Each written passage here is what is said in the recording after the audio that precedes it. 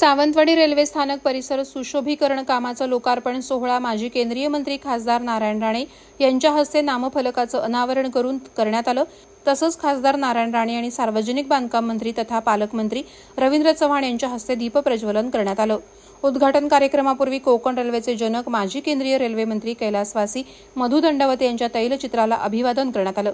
यावेळी स्थापत्य अभियंता कैलास कासार, ठेकेदारांचे प्रतिनिधी रोहित नाडकर्णी, आर्किटेक्ट सोहम सावंत, उपविभागीय अधीक्षक अभियंता छाया नाईक, कार्यकारी अभियंता महेंद्र किणी, उपविभागीय अभियंता वैभव सगरे यांचा यावेळी मान्यवरांच्या हस्ते यथोचित सन्मान करण्यात आला।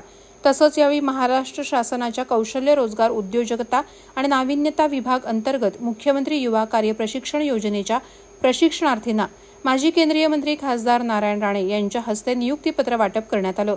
तसंच यावेळी माजी केंद्रीय मंत्री नारायण राणे तसंच सार्वजनिक बांधकाम मंत्री रवींद्र चव्हाण यांनी बचत गटांच्या स्टॉलला भेट देत चर्चा केली।